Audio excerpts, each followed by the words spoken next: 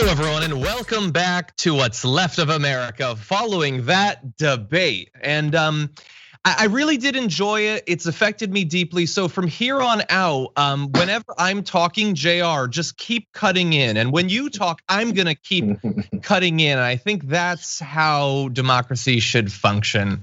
Jayar Jackson, how's it going? It's going. No, he's lying. He's lying. No. Anyway, sorry. How have you been? It's been a bit. Yeah, it's been a bit. It's going. I'm not sure which direction it's going. Actually, I'm kind of sure which direction it's going. Bad. This direction. We're circling right now. We were just talking for a second about the debate before we jumped on, and I was just saying how last week we mentioned how nothing Donald Trump does is surprising anymore. And if you predict he's never gonna go past this point, whatever point you wanna come up with, he will go past it. And that last night was one of those points. And I think I was only 10% surprised because I was really pushing that whole narrative of there's nothing you can be surprised by him anymore. But I'm even mad at myself for letting 10% of me be surprised by his behavior last night. I guess we'll put it that way. Yeah. We're gonna go through some specifics and then we'll do a bit more wrap up. Partially because we did live coverage yesterday, but we couldn't talk during the debate because Biden couldn't. Why should we? And then I was on with Cenk, so I didn't really talk much. So anyway, so I'm gonna give my overall reaction soon. I did want to let everyone know that as we talked about on the coverage last night, Shop TYT has a new shirt, the "Will You Shut Up Man" shirt, in reference to Joe Biden's line to Donald Trump. That's available at shoptyt.com. You can use code BABAI to get 15% off your apparel. It's a great shirt. It's also a great demonstration of how fast we can get those products out the door when we're properly motivated to do so, and how long it takes when we're not. Anyway, look, we got a lot that we're gonna be talking about over the course of this episode, but I also wanted to give you an early heads up of next episode, because tomorrow on the Damage Report, we have the epic return of Jason Carter, who's gonna be back on the program. You can follow him in advance at JJC Forever, and we're gonna be doing, God only knows what'll be in the news by then, but Jason and I always have fun, so definitely look forward to that. If you're watching, as many of you are, please hit the like button, share the stream, do whatever it is. I don't know, there's icons between your chat box and the screen. Just start hitting them randomly and see what happens. It usually works out. Sometimes on some of the websites that like Ted Cruz goes to, those buttons you wanna be more careful with because it might share things that you're watching that you don't want everyone to know about. But in this case, I think you'll be okay. And with that, why don't we just jump into it, Jayar? We've got so much to get. You're right. Let's do it. Okay. The debate was a mess, but I want to focus on some of the scariest portions of it. And I don't just mean the one that you think I'm gonna go to. We're gonna get to that. But first, I wanna go to this, a line that I feel like is getting ignored because of the white supremacist stuff that came a little bit later. Take a look at this about what should happen on election day. To stay calm during this extended period, not to engage in any civil unrest, and will you pledge tonight that you will not declare victory until the election has been independently certified? President Trump, you go first. I'm urging my supporters to go into the polls and watch very carefully, because that's what has to happen. I am urging them to do it. I'm urging my people. I hope it's going to be a fair election. If it's a fair election, them what? I am 100% on board. But if I see tens of thousands of ballots being manipulated, I can't go along with that. And I'll tell you what, does that mean, from a common sense, does that mean you're going to tell your people to take to the street? It means you have a fraudulent election. You're sending out 80 million ballots. They're not equipped to, these people aren't equipped to handle it, number one. Number two, they cheat. Okay, so that was a couple of things in one little section that he specifically told the thugs and goons that follow him to go and intimidate voters. And they're already doing that, by the way, way in advance of the election. They're trying to break into like the offices where some of the prep is being done for elections, and he thinks that's great. And then also, if there's tens of thousands of votes manipulated, and what does that mean? How would he determine that? By his whim, we have to imagine. He can't go along with the election. Well, he's already saying they're being manipulated. He said at the debate they're being manipulated. So I guess he already can't go along with it. So get ready for all of that. None of this should come as a surprise. I'm sure it doesn't to Jayar. I'm sure it doesn't to the audience. It's just a reminder that this is how the election is going to be run. Yeah, he's been giving us these signals for months now about how he's going to approach the election. And literally, I mean, since 2016, when he said he wouldn't accept those results either, except now he's dug in deeper and there's more things on his record. There's more corruption that has been exposed throughout his entire presidency. So there's more on the line this time. So he's even more committed to this not accepting of any of the results. And John, this is why the Damage Report is the leading morning show on the TYT network. It beats all the rest of the morning shows on the network because you'll go through these parts of the debate that were very, like, they were specifically horrific, but obviously, and I think with good reason, the refusal to accept or to condemn white supremacy definitely took the night as far as the most disgusting line. But this was overlooked in real time. After he went through that, by the way, I saw the edits that went through that.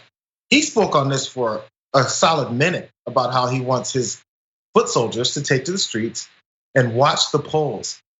Let's switch those two words around. Poll watchers, you mean, right? So, because the thing we do when we have people that are associated with a specific party or a specific candidate go to specific polling locations where you consider people are voting fraudulently, or maybe people you just don't want to vote. Which kind of people have those been in American history?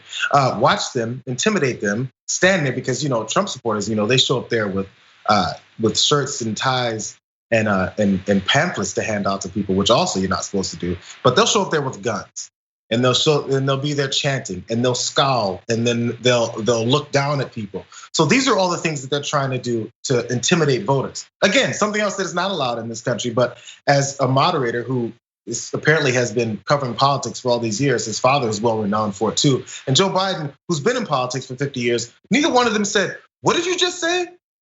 Mr. Trump, what did you just say? You're urging 7 different times in a sentence your supporters to go out and take to the streets." Well, Chris Wallace did in his defense, did say, "Are you telling them to take to the streets?" But that was never heard. He should have asked him again. Are you telling them to take to the streets, go to polling locations and watch people vote to determine that they're doing things the right way? And if you see that there's all these ballots getting tossed and mishandled, you're gonna do something about it. How would you see it? Ask, all we need is 3 specific questions, because he just throws such loads of garbage out there that you have to say, wait, how are you gonna determine that all these things have been done wrong? You said if you see it, how would you see it? Are you gonna monitor the election? Are you looking at votes, Mr. President? Which one, we need to ask these questions, because everything that he just set up and said he's gonna do is blatantly, obviously illegal and anti-American and definitely against our voting process. Mm-hmm. Yeah, I agree and disagree. So I'm glad that he asked the questions that he did and got Trump to say this stuff, because I think it's important for everyone to know where Trump stands on this. Getting more into the specifics of what Donald Trump will do, how he'll determine if it's fraudulent, I don't actually think that there's much of a point to that, because it's all nonsense, all of it. It's just going to give him time to focus more of the debate on spreading conspiracy theories that you can't trust the vote, which I feel like is what he wants to do. I want the people to be warned that he's not going to accept the results. And then I think we need to prep for that. That's the important thing. I don't know what more he really would have revealed. And I was a little bit frustrated, honestly, with the way Chris Wallace kept sort of implying, what are you gonna do about it? I get if he means are you going to tell your supporters to calm down and accept the results? That's one thing, but I don't like the framing that it's up to Donald Trump to do anything about it. He doesn't get to decide what votes we count and what votes we don't count. The Supreme Court isn't supposed to decide. They did in 2000. That's not supposed to be the way it is. It's supposed to be we all vote, and the one who gets more votes is supposed to win. So I didn't really love that framing. But it's important for people to know that, and yeah, we're gonna get to other scary stuff, but this is pretty dark. Small last point on this for me then. If you ask him these questions, he has to answer them, or he has to not answer them, and then he's put on record saying he has no details behind all the craziness that he's throwing out there. Because if you just let him steamroll and throw all these things out there, it becomes common knowledge in a way. It's false, but then now him calling for poll watchers, specifically from his supporters, to go and watch polls and intimidate people. If it's not challenged to say, do you know what you just said? If we just let him say it, then people start going, yeah, poll watching is a normal thing. It's supposed to happen in this country, because we buy into craziness. If nobody says, hey, in case we forgot what country we like to say we are, poll watching and poll intimidation are in fact illegal in this country. It's not supposed to happen. Now, we know the Republican Party's been pushing for those guidelines to be taken down and just disregard them from now on, like they do with everything else with the voting rights. But it just needs to be pointed out what he just said, because he says so much, people just kind of accept it. Yeah, and the obvious response everybody says, what would you think if you saw a president doing this in literally any other country? What would you think about that? Telling his, lunatic gun-wielding militia members to go and intimidate people. What would you think about it? It's a terrorist organization. We'll get to that soon, though. Yeah, and really fast, just to mention a few other things, because again, I get that we're gonna transition soon to the big thing, but all of this incredibly important. The fact that multiple times asked about climate change, he says, I want the cleanest water. That's horrifying to me. The fact that, and I can't believe nobody's talking about this one, Joe Biden said that between now and the end of the year, it's estimated that we'll lose 100 to 200,000 additional people. That's the belief about how this thing might play out. If we just all wear masks, we can cut that in half, okay? We can save 100,000 people. That's what Joe Biden said. And Trump began screaming, no, it could do the opposite. It could do the opposite. And there was no follow-up. There's no headlines that the president appears to be implying that mask wearing could kill 100,000 extra people between now and the end of the year. Maybe that's not what he means. His brain is just, as I've said before, it's a big rolled up ball of belly button lint. I don't know what he actually meant, but that seems like the fairest reading of what he said, among all the other lies about the pandemic. The fact that he was still saying, I think masks are fine, he said. He implied that if Joe Biden had been president, 2 million people would have lied, because he's grasped onto this number that is supposed to be the estimate for how many people would have died if the government had literally not even known that the pandemic was happening. He's implying that that's the standard that he should be held against. The whole thing was a horror show from top to bottom, as everyone seems to acknowledge. Yeah, it's cement. I'm ready to go for the next. Okay, well, why don't we move on to the next? Done with this. Yeah. I don't know why anyone would have assumed that Donald Trump would have condemned white supremacy last night, but why not give him an opportunity to? And so Chris Wallace did, and this is what Donald Trump said. We criticized the vice president for not specifically calling out Antifa and other left-wing extremist groups. But are you willing tonight to condemn white supremacists and militia groups and to say that they need to stand down and not add to the violence in a number of these cities, as we saw in Kenosha and as we've seen in Portland? Sure, are you I'm prepared to specifically do it? Well, go ahead, I would say almost everything I see is from the left wing, not from the right wing. So what are you saying? I'm willing to do anything. I want to see peace. Then do it, sir. Say it. Do it. Say it. Do you want to call him? What do you want to call them? Give me a name. Give me a white name. Supremacists and who would you like me to condemn? White supremacists and right Proud Boys. Stand back and stand by. But I'll tell you what. Somebody's got to do something about Antifa and the left, because this is not a right-wing problem. This is a left-wing. This is a left-wing problem. Okay, so look, that's the big line from the debate. I would say that I'm glad that people are focusing on it, but I feel like they're focusing on a very specific bit of it and not the rest of the context that makes it even more horrifying. But Jayar, I've already talked about this on our coverage last night. When you saw that, what were your thoughts? Well, again, it was a move on moment afterwards. There wasn't an extra 2 minutes per candidate put up there to ask them. So we've been taken on a tangent here, a very important one. But the president of the United States, we just specifically asked him to condemn white supremacy, and he openly and blatantly absolutely did not. Asked us which words to use, because he's so unfamiliar with white supremacists in this country. So So he moves on to just stand back and stand by. We know those are the terms that were used. And who celebrated about it? The Proud Boys did. They celebrated about the fact that he's endorsed them, which he's done before. White supremacists have celebrated before when Donald Trump said they're good people. Donald Trump has said many times things that white supremacists and retweeted and reiterated and mouthpieced for these folks throughout his presidency, before his presidency. The guy's a well-known white supremacist. And his defense to it is, no, I'm not, as he does it. So it's no more surprise. I said tons about it last night too, because I was live tweeting. But it's the response to the way this guy conducts himself is honestly the appalling part. It's too easy to just ask him, what did you just say? Would you like to say that again? Just put him on record, be silent, let him say it some more. Yeah, we know he's been interrupting all night. We know he's been outrageously annoying.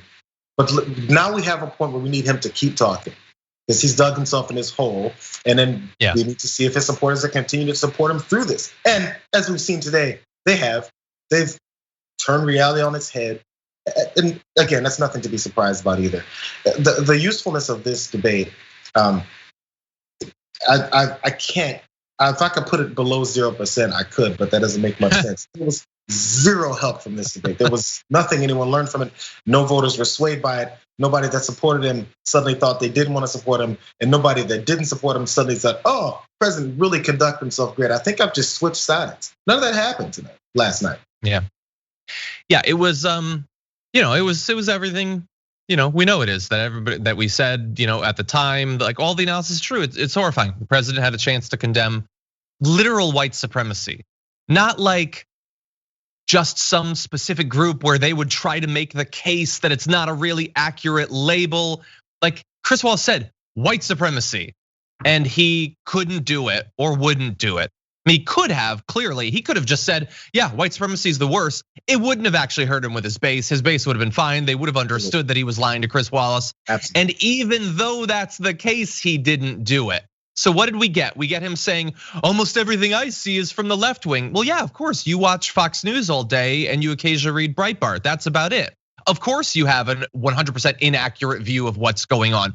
Forget what the FBI says about the actual violence. Forget about who's actually killing people, including cops. Forget all about that. It's just whatever Tucker Carlson says it is. So we get that. And then we get the stand down and stand by line, which isn't just horrifying on the merits, that he's effectively telling this group of thugs to stand by for later. But it was also that the entire thing was a sarcastic joke that he was doing. That was Trump's, oh yeah, stand by, stand down line. Like even the specifics that didn't condemn them was a joke to him. He thinks the whole thing is funny, the president who has inspired so many acts of violence from this group. And also the fact, the stand down and stand by is horrifying. I get that people are focusing on that. I honestly think that the line that came immediately after that is far worse when he says, sure, stand down, stand by, but somebody has to do something about Antifa. That is a call to action, to do something about this group that isn't a group, that doesn't have a membership, but just go out and do something after all. And it reminds me of a very specific thing that we saw recently, which was every right winger's reaction to Kyle Rittenhouse murdering multiple protesters was, oh yeah, something, something, something, but he felt he had to do something. Why is it that the country has come to the point where a teenager has to get a gun and do something? It always transitions to the need is out there for someone to pick up a gun and do something about it. And that is what the president of the United States did on the international stage there at the debate, telling them somebody has to do something about Antifa, and we know what that something is. It's murdering protesters. That's all it is. And I get the feeling that they got that message and they let us know. Yeah, I get that feeling too. We need to talk about a relatively new show called the Republic, or UNFTR. As a Young Turks fan, you already know that the government, the media, and corporations are constantly peddling lies that serve the interests of the rich and powerful. But now there's a podcast dedicated to unraveling those lies, debunking the conventional wisdom. In each episode of the Republic, or UNFTR, the host delves into a different historical episode or topic that's generally misunderstood or purposely obfuscated by the so-called powers that be. Featuring in-depth research, razor-sharp commentary, and just the right amount of vulgarity, the UNFTR podcast takes a sledgehammer to what you thought you knew about some of the nation's most sacred historical cows. But don't just take my word for it. The New York Times described UNFTR as consistently compelling and educational, aiming to challenge conventional wisdom and upend the historical narratives that were taught in school. For as the great philosopher Yoda once put it, you must unlearn what you have learned. And that's true whether you're in Jedi training or you're uprooting and exposing all the propaganda and disinformation you've been fed over the course of your lifetime.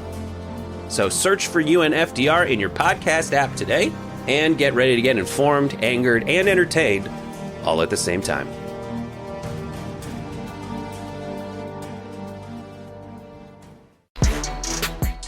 When Donald Trump told white supremacists around the country to stand down and stand by, they were apparently listening, and they apparently didn't mind what he said.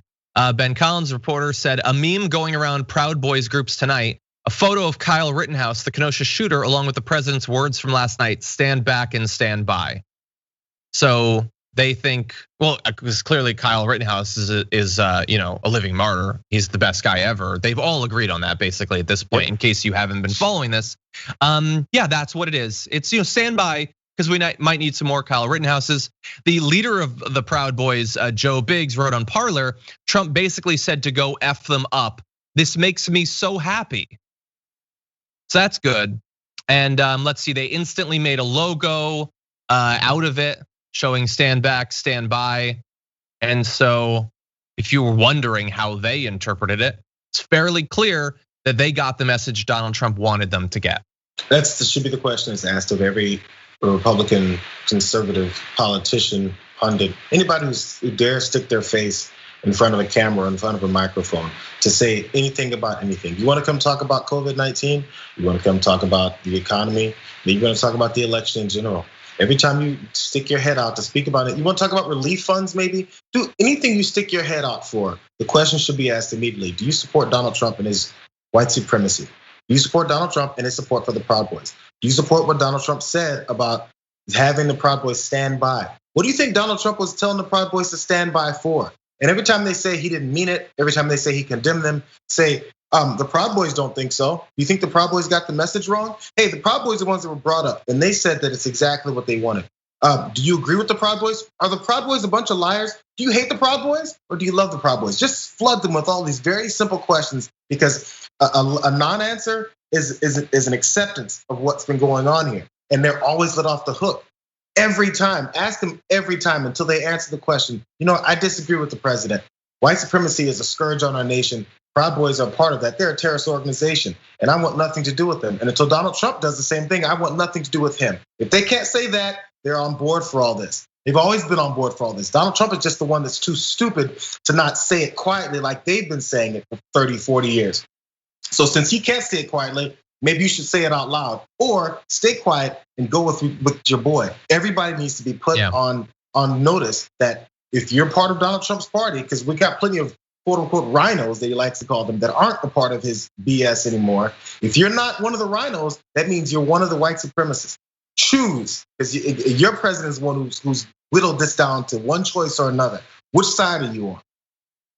Yeah, 100%. And the only other thing I want to say about this, just because we've talked about this so many times, we cannot rule out the possibility that on any given day, any given week, new people start paying attention to American politics, and so we talk about things for those new people. But look, you can keep asking him what he thinks about white supremacy.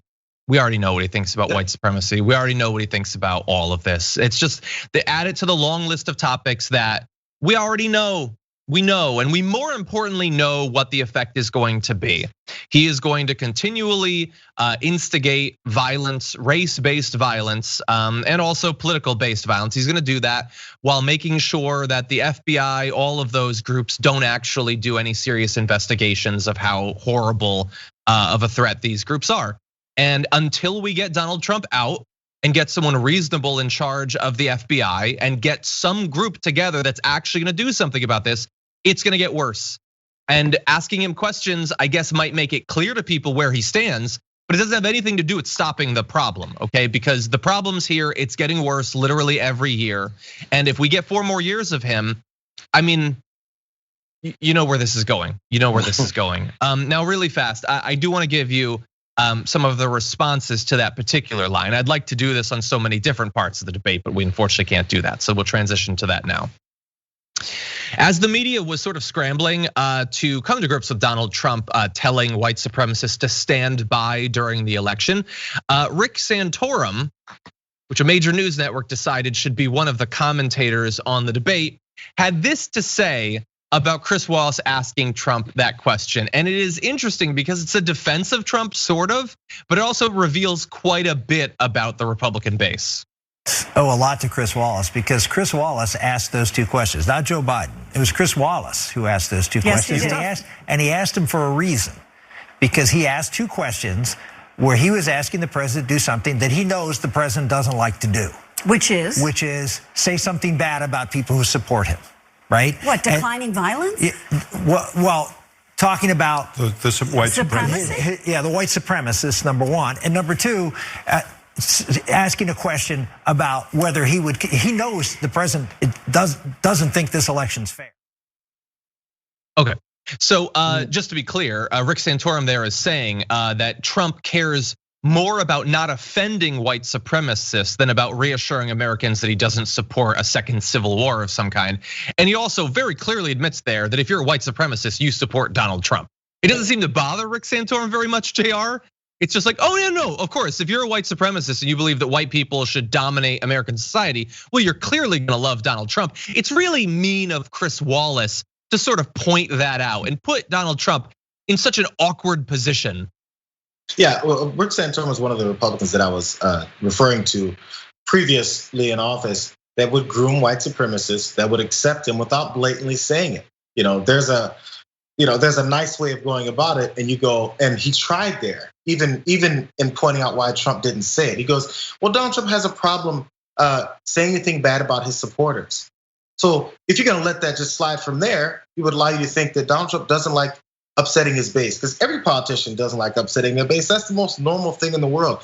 He just doesn't want to say anything bad about his supporters. But previous to these years of Trump years, CNN would have allowed Rick Santorum to get away with that. And they would have said, yeah, you're right, he doesn't. And they wouldn't have pointed out, hey, but he's talking about white supremacists here, because Trump is blatantly saying it. So now you have to ask the question. Now, if he doesn't blatantly say it, Rick Santorum can go ahead and go with the dog whistle and say, well, he just doesn't like upsetting his supporters. And then everyone else will follow along and say, yeah, it's just his supporters that he doesn't want to upset. His supporters are white supremacists, but now they have to say it. And then Rick Santorum has to accidentally go, yeah, you're right. The white supremacists, yeah, the white supremacists. He kind of had to throw that in there at the end when he really didn't want to, because that looks and sounds way too bad. But Rick Santorum is the same guy the rest of these guys are. Hey, let's make sure we keep the white supremacists on our side and motivated without saying it. 100%. And it's pretty amazing to have Donald Trump be given the easiest question that's ever been given to someone in a presidential debate and whiff it. And in response to that, Rick Santorum is given the easiest job in political commentary to point out that that's awful. That's all it takes. But no, he had to be defensive because he's brought on there to defend Donald Trump, which makes him, in this case, as bad as Donald Trump. Because if you're okay with Trump not condemning white supremacy, you're really not that opposed to white supremacy, honestly. It doesn't really seem to bother you that much. You're a little bit more concerned about the decorum of the debate moderator at the worst, most embarrassing debate in American history. So that's Rick Santorum. But let's turn to someone a little bit more important, a show that's a little bit more important now. Fox and Friends is the most important political news show in the world because they have an audience that I don't really care about, except that it includes Donald Trump. That makes them super important. So what did they think of Trump not condemning white supremacy? Kilmeade is gonna be a bit defensive about it, and he's gonna criticize Joe Biden, but he actually seems a little bit bothered by it. And if you're gonna say that President Trump was rude, there was only one person who called the other one a clown, a racist, the worst president ever, and told to shut up. And that was Joe Biden. on Donald Trump, but Donald Trump blew the biggest layup in the history of debates by saying not condemning white supremacists. I don't know if he didn't hear it, but he's got to clarify that right away. That's like, are you against evil? Why the president didn't just knock that out of the park, I'm not sure. Not sure. Maybe we could come up with a few explanations. So first of all, Jayar, an explanation that he offered up, he just didn't hear it. He didn't hear what the question was, Jayar. They didn't go back and forth for a full minute about exactly what it is with an ever more carefully defined request to Donald Trump. He didn't hear it, he was confused. Maybe didn't hear it because he was talking over everybody, but do you think that he just misheard it, that he just misspoke? Trump wasn't the guy who asked for clarification on the question that was asked that he didn't hear. I'm not sure how you can ask for clarification on a question you didn't hear, Brian. I don't know. So when someone says you're gonna condemn white supremacy, and he goes, what name? What name do you want me to, who should I bring up? That means he heard the question if he's asking for clarification on the question, which he then went on to answer further. So go ahead and scrap that, Brian. Number two, Mr. Kilmeade, if to clear up your confusion as to why the president didn't do it, I can't figure it out why he didn't hit this home run out of the park, because he did hit the home run out of the park. What the problem was with the Western white supremacists, because that was the point. He did. It wasn't a softball question for him to answer correctly or answer in a human way. The point was to make sure he continues to keep them motivated to do what they've been doing and violently support them. That's just all it was. I don't know if Brian Kilmeade doesn't get that or if he's really trying to give some on-the-fly advice. I think that's more what it is. He's definitely trying to give on-the-fly advice because he knows the president watches this show. There's no way he's confused as to whether or not he really condemns or believes the white supremacists are the most horrible people in the country. Because ask the Central Park Five if Donald Trump is a white supremacist. Ask the people that he discriminated against with housing if Donald Trump is a white supremacist. This is all before he came into office. Ask Latinos that he claimed are rapists and murderers and killers driving up in caravans. Ask him if he thinks Donald Trump is a white supremacist. He's told us many times before. Donald Trump doesn't have to tell us again last night because he's told us every time he speaks how much of a white supremacist he is. He told Bob Woodward, hey, yeah, that whole thing about whether or not I empathize with the anger and frustration Black Americans have from the history of racism in our country. No, Bob, you're drinking the Kool-Aid. I don't hear that at all. He said it. He said it, and no one likes to talk about it. He says it over and over and over again. We don't need any more answers as to why he's in support of white supremacy. He's in support of white supremacy because he is one. Yeah, 100%. 100%. And maybe if you're a senior member of the Trump administration, you might say, as we saw last week, I'm not sure that Trump is a deep enough thinker to really grasp white supremacy. He just knows that they support him. Okay, he's an idiot. I get that. Same thing though, he's okay with it. And I understand that Brian Kilmeade, like his job is to not know why Trump did that because he can't acknowledge why Trump said what he said. He can't actually expose Fox and Friends viewers to the horrifying truth that the president is okay with what these militias are doing and all of that. It's just sad though. It's sad. I was sort of joking, I guess, in the intro, but they are incredibly important. And this is the sort of propaganda that they spread. They shield Trump's base from having to acknowledge what he is, even while many of them, that's what they like about him. They like that he was more racist than the other Republicans running in 2016, more clearly bigoted than the other Republicans running in 2016, more obviously misogynistic than the other Republicans. They were always going to get someone like that. But the reason they were so jazzed about Trump is he is more unrepentantly awful and cruel and horrific than even the other Republicans. Now, that's what gets you somewhere in this country. It does. It does. If you're a commentator and you like that, you'll make tons of money, Absolutely. Far more than Jayar ever will. If you're a politician, you'll do just fine. Joe Biden did a lot of things in the debate last night that I and other leftists have good cause to be very frustrated by. He went along with Trump's say law and order thing, making a section of the debate about race, about rioting, as if that's the only thing. Just the entire thing is incredibly frustrating. He went along with that. He denounced violence in the protests, even though the vast majority of the protests haven't been violent, so allowing him to frame it like that Makes no sense whatsoever. He said he wouldn't fund the police. He said his bill isn't the Green New Deal. He said he's not for Medicare for all. He said that he beat the socialists. He did all of that. So understand that when an opportunity was presented for him to punch the left in the face, he was perfectly willing to do that in almost every area. But there was one area that oddly, he didn't take that opportunity, although it was teed up for him and he easily could have done it. Now, I'm not saying that the video I'm about to show you is proof that he'll do these things, but notice that it might be the only area where he didn't take the opportunity that was given to him to attack the left and its goals. So here he is, asked about packing the Supreme Court and ending the filibuster. So my question to you is, you have refused in the past to talk about it. Are you willing to tell the American people tonight whether or not you will support either ending the filibuster or packing the court? Whatever position I take on that, that'll become the issue. The issue is the American people should speak. You should go out and vote. You're in voting now. Vote and let your senators know how strongly you feel. Vote now. Are you gonna pack the court? Make sure you, in fact, let people know He doesn't want you're a to answer the senator. question. I'm not going to answer the question because.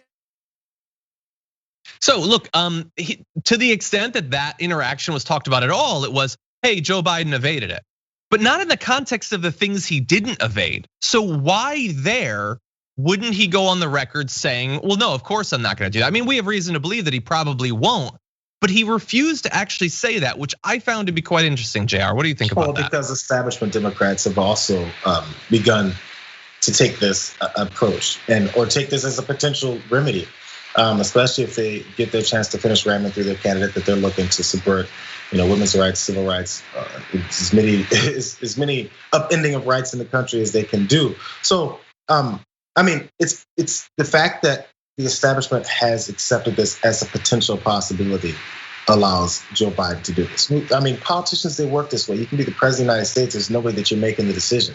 It just isn't. Like, you may have the final word or a big say in it, but so many other people determine what happens.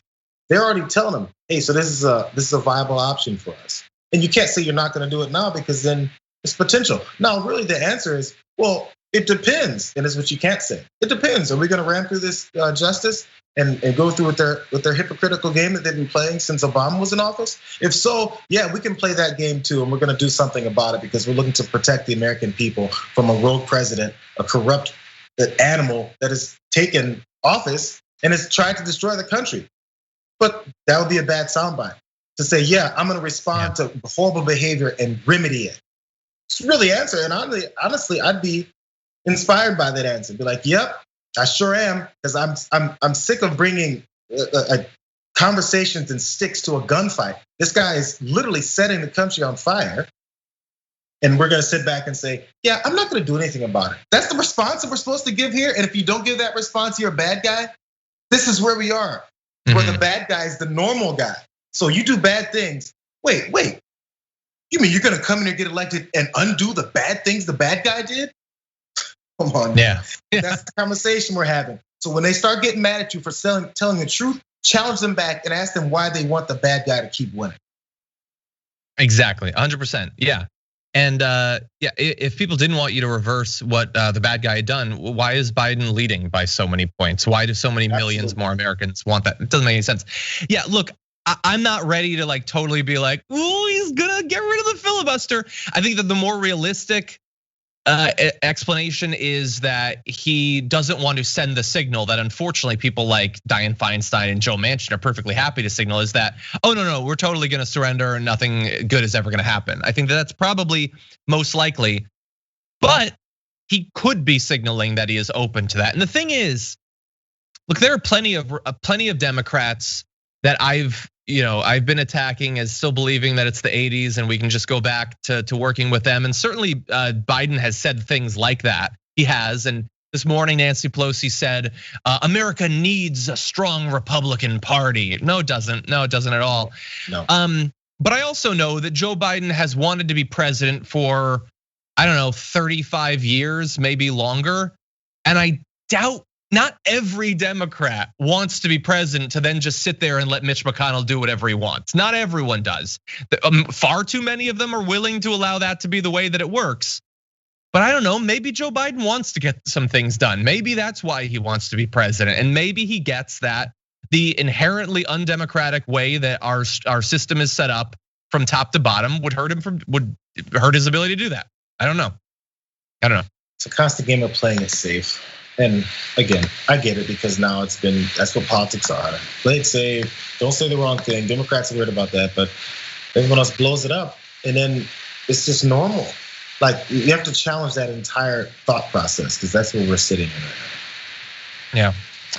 Well, look, I know we've been going on for a long time about the debate. We have one more section. Let's do just a little bit of a wrap up. So coming out of the debate, what effect, if any, is it actually going to have on the election going forward? So we have gone through and we have tried to track down every bit of information about how it might have actually affected people. I understand that the overall effect could probably be accurately described as just nausea. But in terms of the views of the two candidates, so here's a few things you should consider. Republican consultant and pollster Frank Luntz asked a focus group that was watching the debate to use one word to describe the president, and basically, quote, every single word was negative. One respondent from Wisconsin called Trump obnoxious and unpresidential, while a Pennsylvania voter said he behaved like a, quote, crackhead. Others described the president as being un-American and arrogant. In all, from 17 voters in swing states, 15 used negative words and just 2 used positive words or phrases to describe the president. That is if you consider an ass, but a confident ass, to be a compliment. Otherwise, it's 18-1. So in terms of Biden, responses were things like, I was surprised at how well he did, better than expected, definitely more professional than Trump, and I think he's more of a people person. Competent, politician, which I take to be a negative, showed restraint and compassion, politician, predictable, nice guy but lacking vision, coherent, leader, attentive and rehearsed, somewhat evasive, humanity and integrity, predictable, presidential. So not positive entirely, there were negatives there, but it certainly seems like if it's gonna influence people's opinion about the two candidates, it doesn't look like Trump is gonna come out on top in that, Jayar. Yeah, but again, it's never been a situation where he needs to win over the majority of Americans. Because our election system is based on giving more power to the minority of Americans. That's just the way it is. All he has to do is collect a certain small percentage of Americans, and he's got enough in certain areas of the country, in certain parts of the country, and he's got all he needs. You don't have to pay attention to anyone else. So the entire setup of it allows him to say things like, if it weren't for those blue states, we'd be fine with COVID. So if a Democratic presidential candidate comes out and says, if it weren't for those damn red states screwing up the country, we'd be a nice, prosperous place right now. Instead, they're over here running around with no teeth and screwing each other's sisters. So if we go all those stupid stereotypes about hicks in the country and call them red states, people's hair will be on fire. Hillary lost 50% of it because she called them deplorables. Donald Trump has called Democratic voters and Democratic representatives far worse, by the way, and to their face. And we just accept it because, like, oh yeah, he hates us, and then we move on. Now, if someone says that supporters of a horrible human being are being horrible, that's a political killer, because we have to cater to the minority of people who are significantly ignorant and refuse to actually see what's happening. So Trump doesn't have to worry about anything else. That's all he has to do. He can push those lines and then move on to the next step and yell over someone else. Because the people in this focus group who decided to talk about all these horrible things about him, he doesn't care about. Those people can vote against him. All he needs is that 30% that are too stupid to move on. Possibly, and certainly I agree. I don't think there are many undecided voters, and honestly, if there are, I wouldn't want to be on an elevator with one. Like, how at this point could you be like, Trump, someone other than Trump? Not sure how I honestly don't understand that. But I want to play a quick game. It's good news, bad news. And it's gonna be in terms of what people at large, not just the focus group, have taken away from this debate. Because we all watched it, and 3 minutes in, you knew that this is not gonna be good. The debate, the election, the rest of America, none of it's gonna be good, okay? But according to CBS News, in I believe this is just in battleground states, who won the debate? 48% say Joe Biden, 41% say Donald Trump, 10% say a tie. So look, that's a win. It's not a dominant win, but it's something. And then on CNN, 60% say that Joe Biden won, 28% say Donald Trump. So a more dominant win. And I'm assuming that it's somewhere in between those. I don't think, obviously, if you are a part of Trump's base, he could have just sat there and explosively, violated his own pants, and you would have thought that he won. Like, you're not going to say in a poll that Trump lost. I get that. Absolutely. But for those maybe 8% of the country that's still unsure, this might have swayed them. Now that's the good news. The bad news though is, Jayar, get ready for this. In terms of like people looking at these two people, their evaluation of what these people are like. So candidate qualities. Do you believe that this candidate cares about people like you? Joe Biden, 55% say yes. 46% say Donald Trump. They watched that debate and nearly half of the viewers said he cares about me. How could you possibly have come away with that thought? Is he honest and trustworthy? 51% for Joe Biden, 42% for Donald Trump. 42% think that guy's honest and trustworthy. No, I wouldn't trust him to stand alone with that pulpit and not do something dirty to it. I wouldn't trust him as far as I really wish I could throw him. And 42% of the country, Jayar, thought, yeah, that guy, yeah, I trust him. Yeah, leave my kids with him. Yeah. Well, the thing is they trust him with the same beliefs that they've got. So as long as it's the baseline. And I hate to keep coming back to it, but once you've locked up the racist vote, there's nothing else to sway them. That's the most important thing to their existence. That's what fuels them. No matter what else happens, you can screw them over financially. You can take away their housing. You can screw them over with taxes. You can do anything you want to them. As long as you keep saying, I hate the same people that you hate, they're like, that's right, that's my guy. It's just the way it is. That's how dug in racism is in our country. I saw when protests happened, there was some memes going around. One of them said, racism is so American that when you challenge it, Americans think that you're challenging America. It was something along those lines, right? So that's just the way it is. It's ingrained.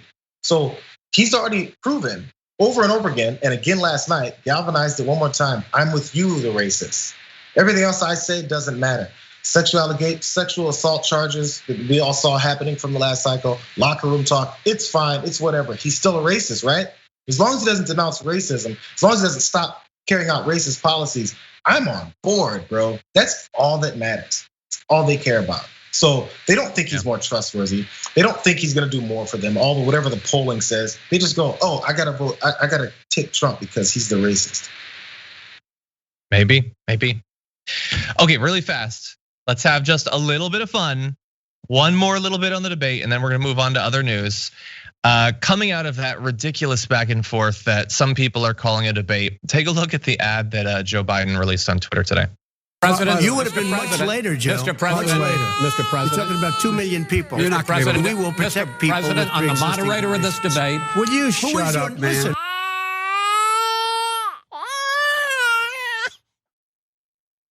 I don't know who the baby was that did that crying, but that was some good crying. Look, it's yeah. Well, there's gonna be debate prep and adjustments made. We always see this with presidential debates. The first one happens a certain way, and then things flip around the next time. And a lot of times it could be a complete 180.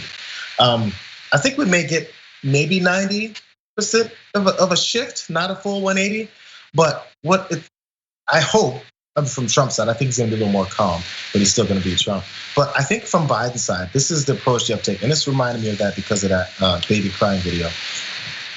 When he asks you a bunch of questions, he floods you with stuff, ignore him. Or then, I think Jake had a story about this at a bar when he was in his 20s or something. When this guy's all aggressive and coming at you, be like, hey, calm down. Like you have to be like patronizing.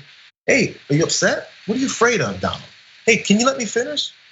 I would like to have a conversation, but if you'd like to yell instead and be a child, I'm not sure the many people want that. Don't address any of the things he's saying. Don't say, I'm not gonna answer that, or I did that because he's throwing all this garbage at you. Stop saying, don't let him interrupt you. Or if he does interrupt you, talk about how he's being. He's changing the subject from what you're talking about. Let's change the subject. Why are you so upset, Donald? You sound angry. Yeah. Are you afraid? Are you upset because 200,000 Americans have died of COVID under your watch? What's the matter, Donald? Are you upset because you endorse white supremacy and you're trying to come back from that from the last debate. You have to throw everything at him to where we're not going to talk about what you're talking about. We're talking about what I'm going to talk about. And now we're going to really dig into your soul, and he can't take it if somebody starts picking at him like that. Trust me. Hey, 100%, 100%. And look, to some extent, maybe this ad is a version of that. Like Trump is going to see it, and I don't go in for the whole your interaction with politics should be 100% just hoping that the other side hurts. That's like the entire conservative ideology right now. It's just I want liberals to feel pain. But if Donald Trump felt some, that'd be okay. And he's gonna see that ad. And I don't think he's gonna like it. He put up some meme because remember, the right is they're memers. Screw policy, screw dealing with the pandemic. They can make some memes. So Trump put up a photo, and it was just it was supposed to look like a Street Fighter thing or something, and it was him versus Biden and Wallace. Okay, yeah, no, you were a whiny baby. That's better. That's way better. It's more fun. It's more accurate because I know that your base probably is way more into whatever that was that he did last night. But I really don't think that all of them loved it. I don't think that all of them thought that he came out of it looking great. They didn't like being reminded of Trump's many failures. And for the vast majority of reasonable humans, it was just a pathetic display. And I think that the Biden thing summarized it well, that ad. Some people are speculating that might be that former Bernie staffer. I don't know for sure, certainly seems like it. It reads that way. And this, I did want to point that out. When I saw the headlines and stuff on that this morning, they were like, Joe Biden releases an ad making Donald Trump look like a crybaby. I said, Joe Biden had nothing to do with that. It wasn't his idea. Doesn't know what a Joe Biden's like, is. I got an idea. Get an emoji.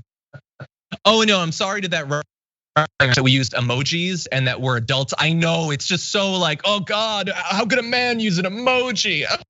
God, they're such whiny babies. You're so weak, and you call your weakness strength, and that don't make it so. Donald Trump has spoken badly about insert a group behind closed doors. Honestly, you could just put in any group because behind closed doors, he is speaking negatively about them. We've got the troops and we've got so many people. But the new news coming out of the Atlantic is that he apparently loves to mock religious people, especially evangelicals, behind closed doors. This group that he pretends he cares about and certainly needs the support of. So let me give you a few examples. So one day back in 2015, Donald Trump beckoned Michael Cohen, his longtime confidant and personal attorney, into his office. Trump was brandishing a printout of an article about an Atlanta-based megachurch pastor trying to raise $60 million from his flock to buy a private jet. Trump knew the preacher personally. You remember this guy, Creflo Dollar? I know you remember, Jayar, had been among a group of evangelical figures who visited him back in 2011 while he was first exploring a presidential bid. During the meeting, Trump had reverently bowed his head in prayer while the pastors laid hands on him. Now he was gleefully reciting the impious details of Dollar's quest for a Gulfstream G650. They're all hustlers, Trump said. So look, that's one specific insult, to call them all hustlers and to point out that clearly they're just trying to rob their supporters of money. But understand that it goes beyond that, despite the fact that he implies that he supports them. So the president's alliance with religious conservatives has long been premised on the contention that he takes them seriously, while Democrats hold them in disdain. In speeches and interviews, Trump routinely lavishes praise on conservative Christians, casting himself as their champion. He said, "My administration will never stop fighting for Americans of faith" earlier this year. But in private, according to these reporters, many of Trump's comments about religion are marked by cynicism and contempt, according to people who've worked for him. Former aides told the reporter that they've heard Trump ridicule conservative religious leaders, dismiss various faith groups with cartoonish stereotypes, and deride certain rights and doctrines held sacred by many of the Americans who constitute his base. I don't know who could possibly be surprised by this. He obviously is using these people, and maybe they don't even mind. Maybe they like being used if they get what they want. But this guy doesn't care at all about them, Jayar. That has been clear for so many years. And he's also not a Christian, we know that too. He can't tell you anything about the Bible that he got from when he grew up in. He always talks like he grew up in Jamaica, Queens or something. And this is the Bible that my mother gave me, an inscription written on the inside that I haven't looked at in 70 years. So it's again, I think those religious leaders, quote unquote, don't care. They know that he's not. They don't care if he talks bad about them. They don't care that he doesn't believe. They don't care all the stuff that he says, as long as they have their grip. And he's right. So if you say they're all just a bunch of what do you call them? Hucksters or hustlers? Hustlers, right? They're all a bunch of hustlers. If they heard that, they don't care. They're hustlers. They're looking for money. So they're glumming onto the power in order to increase their wealth. It's the same thing that they're doing as far as preaching that they believe in God and that Jesus is the Savior. So all that they're saying is, I'll take whatever I can. Creflo Dollar defended another pastor that was caught up in having sex with little boys in his congregation. Many people left that guy's congregation and ended up at Creflo Dollar's church. And Creflo Dollar went off on them, got mad at them and said, you guys are gonna leave him because he had a wreck. He called it a wreck, like a car wreck. He had a wreck and you guys are gonna leave him? I don't want you here. Because he's like, that's my friend who's been stealing money from people under the guise of being a religious person for years. I'm the same way. I gotta defend him. I don't wanna take his flock of money. So that's who Creflo Dollar is. You think he cares if Donald Trump calls him a hustler? No, he needs his Gulfstream 650 or whatever the hell it's called. That's what they're concerned about. The same way that racists don't care what he says, religious people who act like they believe Donald Trump is a religious figure don't care either. They're like, he's useful. He's just like world leaders. Some of these dictatorial world leaders, he's a useful idiot. They're like, this is great. Yeah. We can say anything we want to him. We can throw hands on his shoulders while he looks down and we'll make money. If he says talks trash about us, it's fine. Is the money still coming in? That's the only thing. That's the only objective. Racists only care that he hates everyone else but them. And religious leaders only care that he's helping them make more money. Everything else is just throw it on the pile. Who cares? Yeah, I'm not going to disagree with any of that. It's totally right. Yeah, I'm sure they would prefer a true believer, but if he's giving them, Amy Coney Barrett and she's going to overturn Roe v. Wade or whatever, then I guess they got what they wanted. All of that being said, and it's not going to dispute any of that, let's have fun for just a second. You know what? I want to do a little bit of a throwback. We don't do nearly enough throwbacks. There have been some great videos in the past that we often forget about, but I want to do it here. If you are a Trump supporter and you are a conservative Christian, an evangelical perhaps, and you still believe at this point that Donald Trump believes anything that you believe, I don't understand it. And it should have been clear to you how little he knew about the religion back in 2015 when he had this interaction with a couple of reporters. Bible, you've been talking about how it's your favorite book, and you said, I think last night in Iowa, some people are surprised that you say that. I'm wondering what one or two of your most favored Bible verses are and why. I wouldn't want to get into it because to me that's very personal. When I talk about the Bible, it's very personal, so I don't want to get into verses. I don't want to get into. There's no verse that means a lot to you that you think about or cite. The Bible means a lot to me, but I don't want to get into specifics. Even to cite a verse that you like. I don't want to do that. You're an Old Testament guy or a New Testament guy? Probably equal. I think it's just an incredible. The whole Bible is an incredible. I joke. He hasn't read the Bible. Look, honestly, we're not going to have a debate about whether he's read the Bible. We can have a debate about whether he made it all the way through the title of the Bible, maybe, but I doubt it even there. That dude doesn't know anything about that. We could play that same game he just played about any long book, Infinite Jest. What's your favorite part? Well, I didn't want to say it's personal. I liked, did you like the beginning? Did you like the end? I liked both equally. You could say that about anything. He has no idea what is in that book. I'm looking for the Bible verse because I always forget. My parents are gonna be very upset that I don't remember this.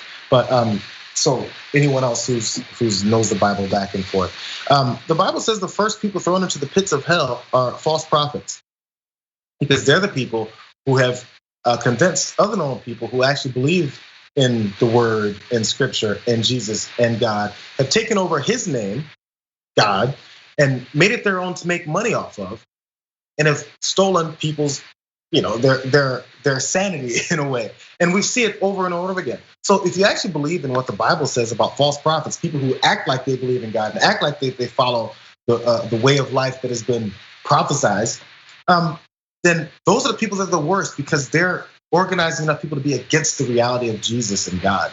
And these are the types of people that they are. If you actually believe in what you believe in, you would be like, I'm gonna stay away from people who I don't think are really who they say they are. And it's pretty obvious, especially from clips like that of Donald Trump. He's not who he says he is. And the people who see that and continue to support him don't care, because they're not who they say they are either. Yeah. I need that Bible verse so badly. Someone please give it to me. I can't believe I can't find it. Anyways, continue. Maybe someone will put it in the chat. Yeah, it's just he doesn't know anything about it. I am an atheist. I'm a godless atheist, and I can tell you which I like better out of the Old and New Testament. I could do that. I could come up with a verse or something. Like, how could you not even be able to do that? How could you, months into running for president, an old man, not be able to fake it at this point? It's just sad. And again, I guess they don't care. Jayar was 100% right when he said that. But like, if you're a MAGA head, if you own a red hat and you love the Bible and everything, like, don't you get that I am being so much more respectful of your beliefs when I say that I think they're not based in anything and they're all made up? Like, I'm being honest. Trump believes the exact same thing, but he's lying to you about it. Like, you should prefer the honesty, but you don't. You prefer the comfortable lie from that guy who clearly doesn't know anything about it. Be like, you know what? You've read Lord of the Rings, right? Who's your favorite Hobbit? Well, I wouldn't want to say. All the Hobbits are good. I wouldn't want to say, which is better. Did you like Gandalf the Grey or Gandalf the White? They both have their advantages. No, that dude didn't read that epic fantasy series. It's obvious. He's spitting in your face. So at last night's debate, Donald Trump talked quite a bit about the pandemic. He obviously was very defensive in the face of the attacks against what he'd done, implying that he'd done a great job, and that any disagreements he had between himself and any other members of the administration, any scientists, is not cause for concern. But is that actually the case? And how do we square some of his comments about things like the timeline for a vaccine with some of what other members of his administration have said? Well, joining us now to break down this and other stories, we have a Democratic strategist and contributor to the Daily Beast, New York Daily News, and the Independent, Max Burns. Welcome back to the Damage Report. Thanks for having me. Glad to have you here. And so first, we want to start with the head of the CDC. So Robert Redfield, he made a lot of news with his comments about masks and about vaccines that Trump almost instantaneously later that day disagreed with, sparking sort of a back and forth between them. Tell me a little bit about what you thought that represented.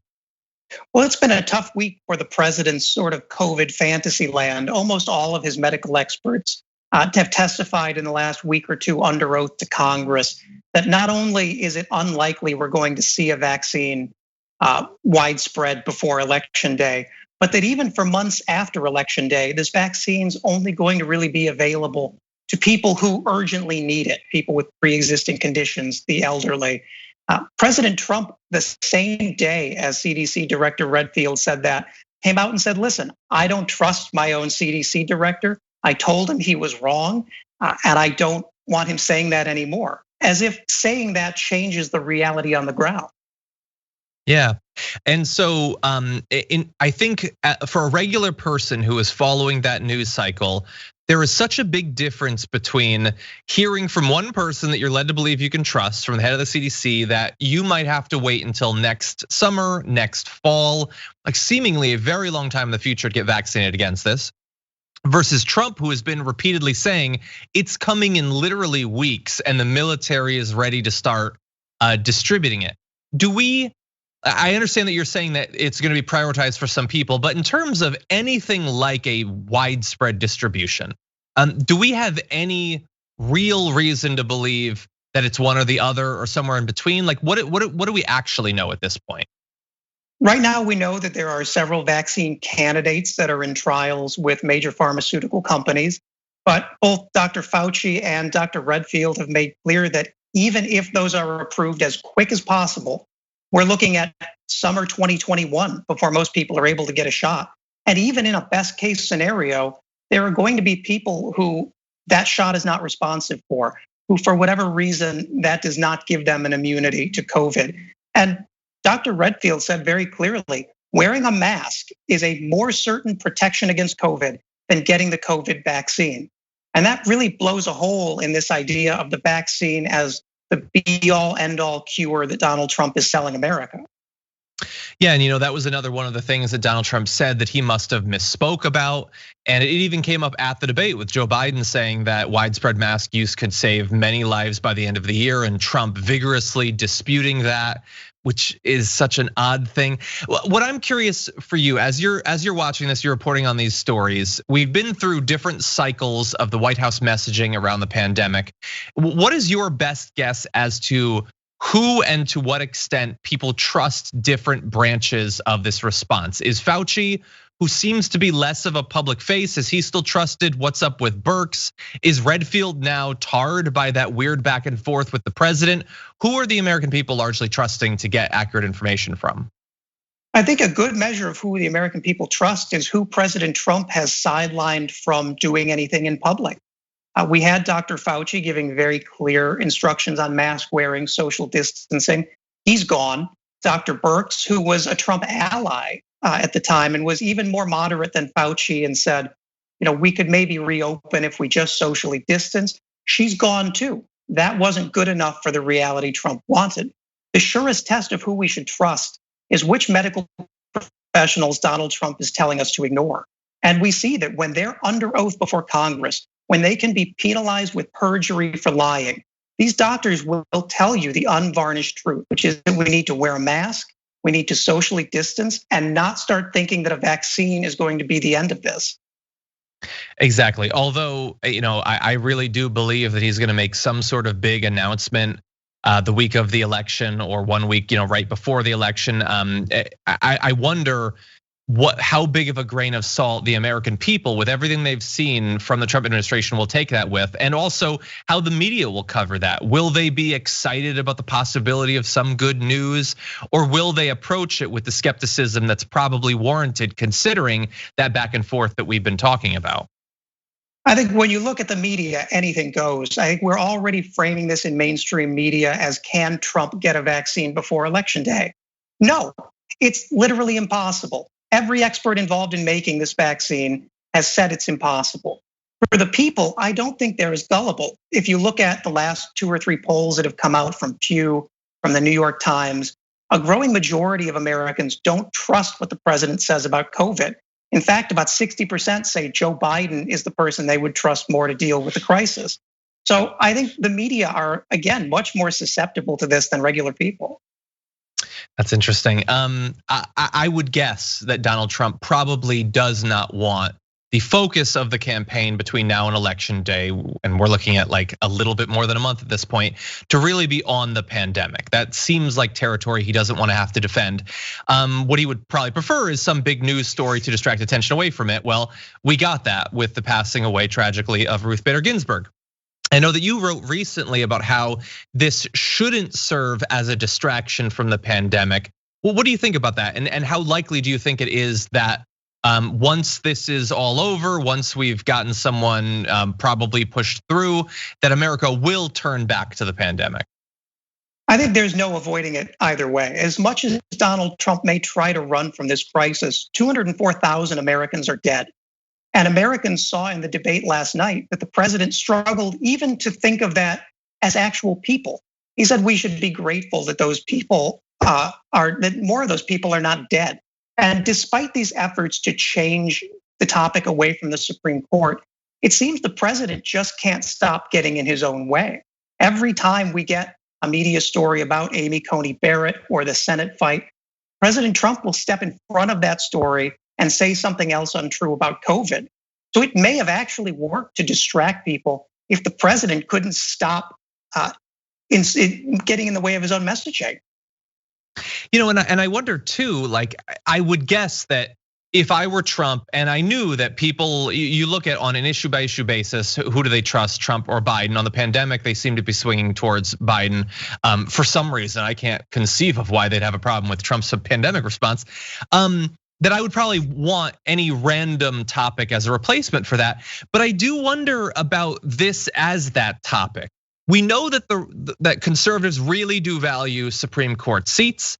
They might be emboldened by Trump's success if he's able to push someone through, but it also has the very real risk of turning off exactly the sort of people that he doesn't want to and inspiring them to come out and vote against him.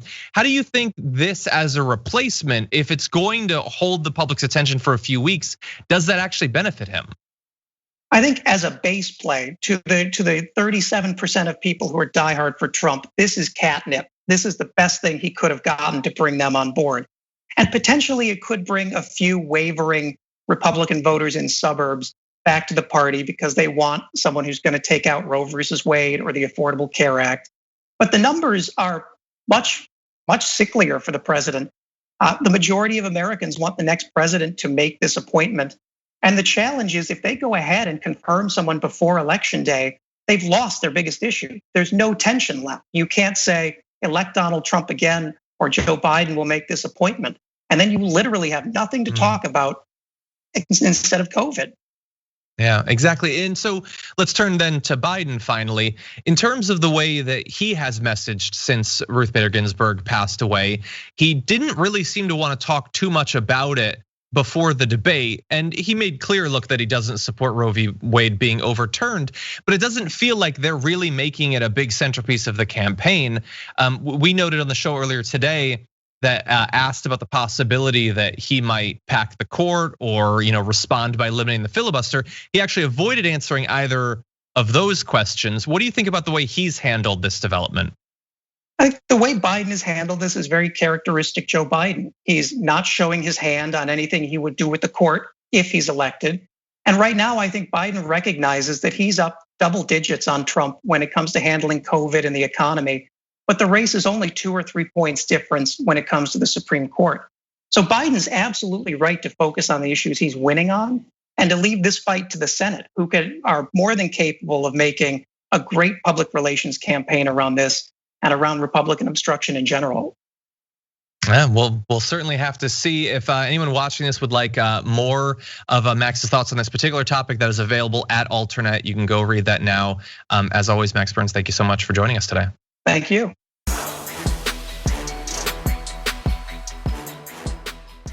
Thanks for listening to the full episode of The Damage Report. Support our work, listen ad-free, access members-only bonus content, and more by subscribing to Apple Podcasts at apple.co/TYT. I'm your host, John Adarola. I'll see you soon.